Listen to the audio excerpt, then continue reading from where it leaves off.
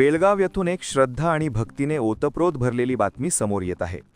संत श्री गजानन महाराजांचा 148वा प्रकट दिन सोहळा बेळगाव येथे मोठ्या उत्साहात आणि भक्तिभावाने साजरा करण्यात आला। या सोहळ्यासाठी बेळगावसह परिसरातील हजारो भाविकांनी मोठ्या संख्येने उपस्थिती लावली। पाहूया 8 फेब्रुवारी 2026 रोजी संत श्री गजानन महाराजांचा 148वा प्रकट दिन सोहळा बेळगाव येथे मोठ्या उत्सवात साजरा करण्यात आला। संपूर्ण बेळगाव नगरी गण गण गणात बोते या मंत्रघोषाने दुमदुमून गेली होती। सकाळी 7 वाजता श्रींची महापूजा पार पडली। यानंतर गावातून भव्य दिव्य मिरवणूक काढण्यात आली। मिरवणुकीत श्री गजानन महाराजांची पालखी आकर्षणाचं केंद्रबिंदू ठरली। गावातील महिलांनी महाराजांच्या आगमनानिमित्त घराघरात सडा रांगोळी काढून दारात पूजा करत भक्तिभाव व्यक्त केला। लहानांपासून ते वृद्धांपर्यंत सर्व भाविक मोठ्या श्रद्धेने या मिरवणुकीत सहभागी झाले होते।